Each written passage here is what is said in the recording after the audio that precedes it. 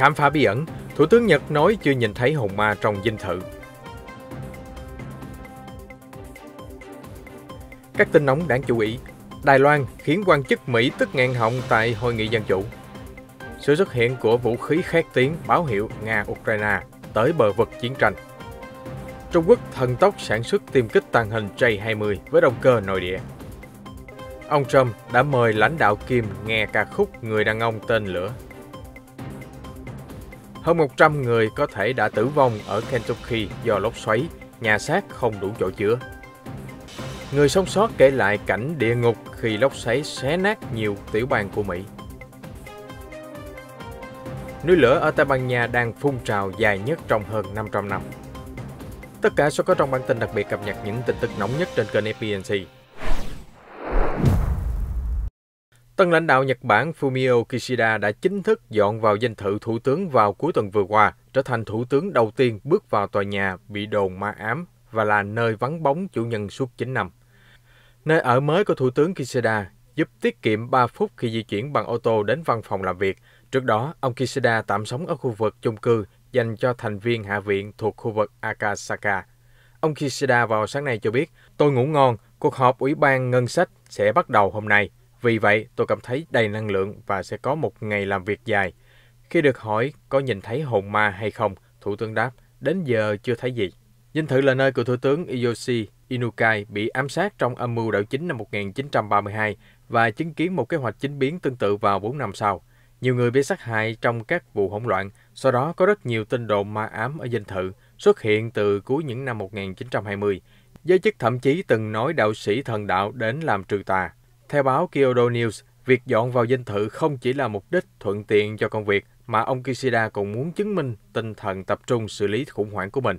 Trước đó, cựu Thủ tướng Yoshihiko Noda là lãnh đạo gần đây nhất từng sống ở dinh thự. Mới đây, Thủ tướng Kishida cho biết, tôi dọn vào dinh thự vì điều đó giúp tôi tập trung vào công việc của mình. Và tôi cũng muốn dành nhiều thời gian hơn cho gia đình. Các nhà lãnh đạo đối lập trước đây đã chỉ trích nhiều thủ tướng đảng Dân Chủ Tự Do vì không sống trong dinh thự, dù nơi này vẫn tốn tiền thuế khoảng 160 triệu yên mỗi năm để tu sửa bảo quản. Các nhà lãnh đạo đối lập còn nói, thủ tướng ngủ ở dinh thự có thể giúp tiết kiệm thời gian khi có sự cố cấp bách xảy ra. Dinh thự vốn được xây dựng từ đống hoang tàn của trận đại địa chấn làm rung chuyển Tokyo năm 1923, khiến cho hàng vạn người thiệt mạng. Reuters dẫn nhiều nguồn thạo tin cho biết, tại hội nghị thượng đỉnh dân chủ đầu tiên do Mỹ chủ trì vào hôm thứ Sáu, số người đứng đầu cơ quan kỹ thuật số Đài Loan, bà Andre Tang, đã gây sốc cho quan chức Mỹ khi bất ngờ phát video có tấm bản đồ tách biệt Đài Loan với Trung Quốc theo hai màu sắc khác nhau, cho thấy hòn đảo nhấn mạnh họ là một quốc gia độc lập.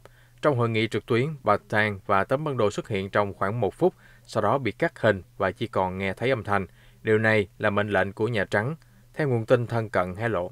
Nhà Trắng lo ngại việc tách bạch Đài Loan với Trung Quốc trên bản đồ trong hội nghị do Mỹ tổ chức vào thời điểm căng thẳng sụp sôi có thể khiến cho Bắc Kinh diễn giải đó là cố tình từ bỏ chính sách một Trung Quốc và sẽ có thêm nhiều hành vi kích động. Sau sự cố tấm bản đồ gây chao đảo hội nghị, người điều phối đã kết nối lại với bà Tang trong vài phút. Cuối cùng, đại diện Đài Loan tiếp tục phát biểu nhưng chỉ có tiếng mà không có hình. Thêm vào đó, một dòng chữ trên màn hình khẳng định bất kỳ quan điểm cá nhân nào trong hội nghị là thuộc về chính họ, không nhất thiết phản ánh quan điểm của chính phủ Mỹ. Một nguồn tin nói với Reuters, sau sự cố, các quan chức Nhà Trắng và Cố vấn An ninh Quốc gia đã tức giận gửi email cho Bộ Ngoại giao, chất vấn tại sao lại để Đài Loan ngầm tuyên bố họ là một nước độc lập như vậy. Washington cũng trách cứ chính quyền ở Đài Loan, đáp lại đã bắt thể hiện tức giận vì video của bà Tang bị cắt giữa chừng. Mỹ ủng hộ Đài Loan có đủ năng lực phòng vệ nếu giao tranh bùng nổ ở eo biển, nhưng không thiết lập quan hệ ngoại giao và tránh nói về vấn đề độc lập của hòn đảo.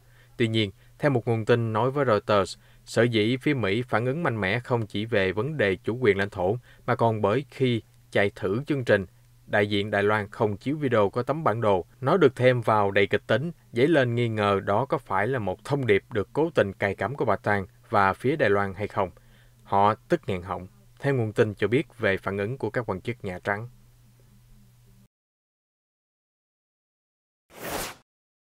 Một đoàn tàu xuyên qua khu vực Tây Nam nước Nga vào tuần trước chính là điềm báo xấu về một cuộc xung đột vũ trang ở biên giới Ukraine. Trên tàu có chứa Buk M1, một hệ thống tên lửa đất đối không tầm trung khét tiếng. Nếu Nga xâm lược Ukraine, vẫn còn một vài bước chuẩn bị, chẳng hạn như thiết lập mạng lưới cung cấp nhiên liệu, mở bệnh viện dã chiến và triển khai các hệ thống phòng không, bao gồm PUC, để tạo ô dù che chắn bảo vệ khí tài hạng nặng và binh sĩ gần biên giới. Ngay cả khi hai nhà lãnh đạo Joe Biden và Vladimir Putin đã ngồi xuống bàn luận để giải quyết căng thẳng, Nga vẫn không ngừng nhích thêm nhiều bước về một cuộc xâm lược toàn diện. Các dữ liệu về hệ thống PUC khiến cho ta có thể kết luận rằng, bất chấp đàm phán giữa Putin và Biden, mức độ tập trung binh sĩ ở Nga ở biên giới Ukraine vẫn liên tục tăng lên, trích nhận xét của nhóm tình báo xung đột CIT. Một tổ chức nghiên cứu trực tuyến đã sử dụng các dữ liệu mạng xã hội, lịch trình tàu hỏa và nhiều nguồn khác để phân tích về ý đồ của Nga.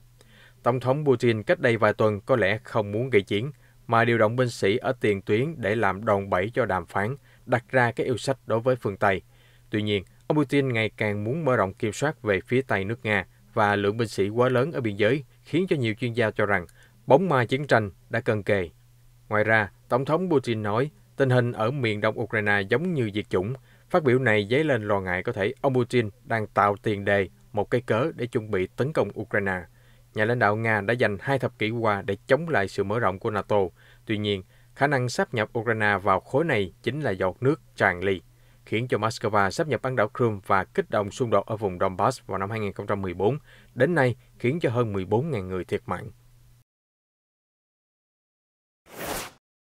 Nhóm G7 vào hôm Chủ nhật ra thông cáo chung, cảnh cáo Nga sẽ đối mặt với hậu quả khổng lồ và cái giá rất đắt nếu xâm chiếm Ukraine. Tình báo Mỹ dự báo Nga có thể tấn công Ukraine từ nhiều hướng vào mùa xuân năm sau, huy động đến 175.000 binh sĩ. Điện Kremlin bác bỏ cáo buộc và nói phương Tây mắc hội chứng sợ Nga. Moscow cũng cho rằng NATO mở rộng hoạt động đe dọa Nga và điều đó còn vi phạm sự đảm bảo an ninh mà khối quân sự Bắc Đại Tây Dương đã cam kết khi Liên Xô sụp đổ năm 1991. Với tình hình không ai nhường ai, G7 ra tuyên bố: "Chúng tôi tái khẳng định cam kết không xoay chuyển đối với chủ quyền và toàn vẹn lãnh thổ Ukraine." Liên quan đến hội nghị ngoại trưởng G7 sau các phiên họp kéo dài trong 2 ngày, hôm 12 tháng 12, nước Anh, chủ nhà của tổ chức hội nghị, đã đưa ra tuyên bố chung. Trong đó, Ngoại trưởng nhóm 7 cường quốc này đã bày tỏ quan ngại sâu sắc trước các chính sách kinh tế cưỡng chế của Trung Quốc. Các nước kịch liệt chỉ trích việc Bắc Kinh giăng bẫy nợ để gia tăng sức ảnh hưởng của mình thông qua các chính sách thương mại và các khoản vay lớn dành cho các quốc gia đang phát triển. Ngoài ra, G7 cũng thảo luận về nhiều chủ đề gây tranh cãi như tình hình Hồng Kông và Tân Cương, sự ngang ngược của Trung Quốc ở Biển Đông và Biển Hoa Đông, cũng như tầm quan trọng của hòa bình, ổn định trên eo biển Đài Loan. Đáng chú ý, hội nghị lần này đánh dấu lần đầu tiên các ngoại trưởng G7 mời những người đồng cấp từ Hiệp hội các quốc gia Đông Nam Á và Úc, Hàn Quốc thảo luận về tình hình khu vực Ấn Độ Dương-Thái Bình Dương. Tuyên bố chung cho biết các bên tham gia đã hội đàm về tầm quan trọng của việc duy trì một Ấn Độ Dương-Thái Bình Dương tự do và cởi mở, bao trùm và dựa trên pháp quyền. Các quốc gia cũng cam kết sẽ tăng cường hợp tác lẫn nhau trong giải quyết các vấn đề ở khu vực.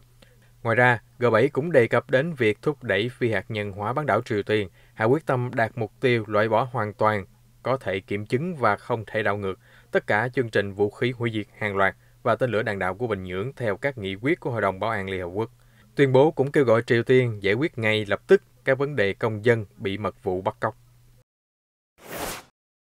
Tổng công ty công nghiệp hàng không Trung Quốc AVIC mới đây cho biết đã có thể tự sản xuất số lượng lớn động cơ và trang thiết bị nội địa để phát triển dòng tiêm kích tàng hình J-20 tiên tiến của nước này. Theo chuyên gia hàng không quân sự Trung Quốc Fu Guangxiao cho biết, với Thời báo Hoàn Cầu, Bắc Kinh đang đẩy mạnh phát triển chiến đấu cơ J-20 nhờ quá trình chuyển đổi từ nhập khẩu động cơ WS-10 sang tự sản xuất trong nước. Ngoài ra, Trung Quốc có thể cũng đã tự cung tự cấp hệ thống điện tử hàng không, hệ thống radar và hệ thống vũ khí. Hướng đi này giúp Bắc Kinh chủ động hơn trong sản xuất các dàn tiêm kích hiện đại. Theo ông Fu, động cơ WS-10 nội địa đã được lắp đặt và thử nghiệm trên các máy bay như J-10, J-11 và J-16, J-20 và đã sẵn sàng để sản xuất hàng loạt. Nhờ vậy, khâu chế tạo các dòng tiêm kích này được thông suốt, tốc độ sản xuất nhờ thế cũng được tăng nhanh hơn đáng kể. Chuyên gia Fu Guangxiao nhận định, trong thời gian ngắn, J-20 sẽ phục vụ tất cả Bộ Tư lệnh phía Đông, Nam, Tây, Bắc và Quân ủy Trung ương, trở thành những chiến binh nòng cốt bảo vệ chủ quyền và an ninh không phận Trung Quốc. Úc vừa ký thỏa thuận quốc phòng trị giá 716,5 triệu đô la với Hàn Quốc vào sáng nay, 13 tháng 12, giúp Seoul củng cố nỗ lực sản xuất vũ khí. Theo thỏa thuận, công ty quốc phòng Hanwha của Hàn Quốc sẽ chế tạo 30 pháo tự hành và 15 xe tiếp đạn bọc thép cho Úc. Như vậy, tập đoàn Hanwha đã được rót số tiền lớn trong kế hoạch của Úc là mua 30 tỷ đô la Úc xe chiến đấu bộ binh cho lục quân.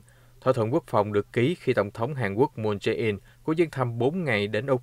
Hai bên cũng đồng ý hợp tác chặt chẽ hơn về đảm bảo nguồn xuất khẩu khoáng sản của Úc có vai trò quan trọng trong ngành công nghiệp Hàn Quốc. Hàn Quốc đang phấn đấu trở thành cường quốc sản xuất pin vào năm 2030 và có thể trung hòa carbon vào năm 2050. Nguồn cung cấp khoáng sản quan trọng của Úc cho Hàn Quốc hiện chiếm khoảng 40% nhu cầu của quốc gia châu Á.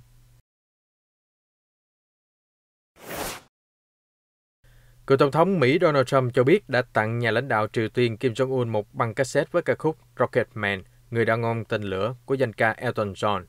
Ông Trump kể lại chuyện này trong một đêm thuộc chương trình tour lịch sử đã bắt đầu từ bang Florida vào thứ Bảy vừa qua. Ông Trump cho biết còn tặng nhà lãnh đạo Kim một chiếc máy cassette và đồ rằng tôi đảm bảo nó không đến từ Hàn Quốc. Tôi mở một đoạn bài Rocket Man và nói đây là món quà cho ông vì tôi biết ông thích phóng tên lửa khắp nơi. Trích lời cựu Tổng thống Mỹ đã kể lại.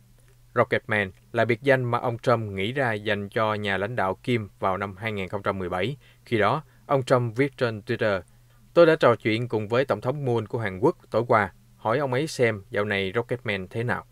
Trước lời kể của ông Trump, báo Hàn Quốc Joseon Ilbo từng đưa tin, cựu Ngoại trưởng Mỹ Mike Pompeo đã tặng CD Rocket Man cho ông Kim trong cuộc đàm phán phi hạt nhân hóa ở Bình Nhưỡng năm 2018.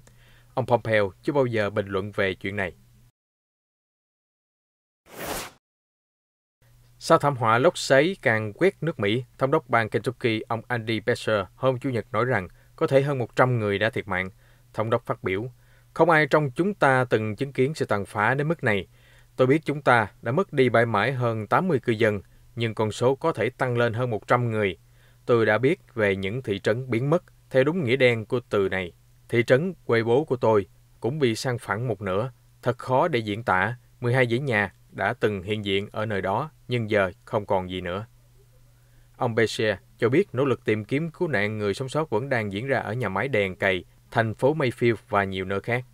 Trước đó, Thống đốc phát biểu sẽ là một phép màu nếu phát hiện người sống sót bên dưới đống đổ nát. Các nhà xác ở thành phố nhỏ Mayfield, nơi cơn lốc xoáy xé nát nhà máy đèn cày, sở cứu hỏa và sở cảnh sát hiện không đủ sức chứa. Thống đốc Beshear đã nói, một trong những thử thách là chúng ta đã mất đi quá nhiều người, khiến cho các nhà xác không đủ sức chứa. Hiện cảnh sát từ khắp mọi nơi của bang Kentucky đang đến giúp đỡ.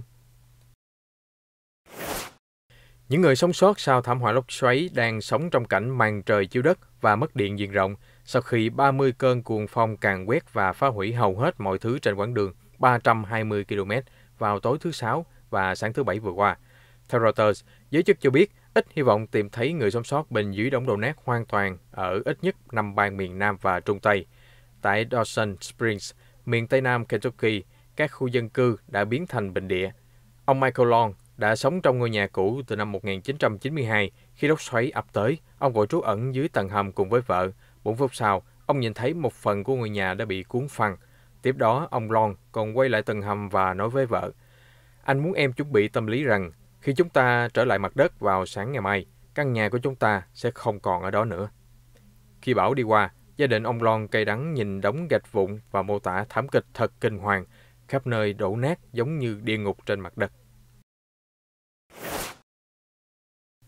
Hình ảnh do máy bay không người lái quay lại vào ngày 12 tháng 12 cho thấy lũ lụt nhấn chìm một vùng rộng lớn ở Ferraz, miền Trung Đông Albany. Mưa lớn nhiều ngày liên tiếp đã khiến cho sông Volga tràn qua bờ đê và bao phủ nhiều khu dân cư.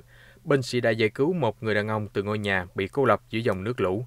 Một anh lính cõng nạn nhân đến nơi an toàn, băng qua vùng ngập nước. Lực lượng vũ trang Albany đã được triển khai đến ứng cứu từ sáng Chủ nhật.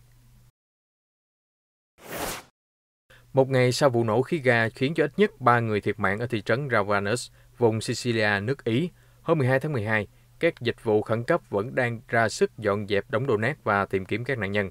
Đến nay, cơ quan bảo vệ dân sự của Ý ghi nhận 6 người vẫn còn mất tích. Trước đó, vào tối 11 tháng 12, một tòa chung cư 4 tầng đã đổ sập và bốc cháy. Nguyên nhân được cho là do đường ống dẫn khí ga phát nổ. Núi lửa trên đảo La Palma tiếp tục phun trào dung nham, đất đá nóng chảy và khói đen dày đặc. Đây là vụ phun trào dài nhất trên hòn đảo Tây Ban Nha kể từ thế kỷ 16, theo các chuyên gia ngày 12 tháng 12 cho biết. Một chuyên gia từ Viện Địa lý Quốc gia Tây Ban Nha xác nhận đợt phun trào từ ngày 19 tháng 9 năm nay là dài nhất kể từ khi bắt đầu ghi chép cách đây hơn 500 năm. Người dân địa phương cho biết họ cầu mong dung nham sẽ ngừng chảy để có thể quay lại cuộc sống như trước kia. Nhiều người còn nói sự kiên nhẫn và chịu đựng đang bị thử thách tới đỉnh điểm. Theo chương trình giám sát thiên tai của Copernicus, dung nham ở La Palma đã thiêu rụi hoặc tàn phá ít nhất 2.650 ngôi nhà, khiến cho hàng ngàn người di tản. Chúng tôi sẽ cập nhật những sự kiện quốc tế mới nhất và chuyên mục khám phá bí ẩn trong bản tin nóng, phát sóng vào lúc 14:30 hàng ngày trên kênh FBNC. Xin mời quý vị đón xem.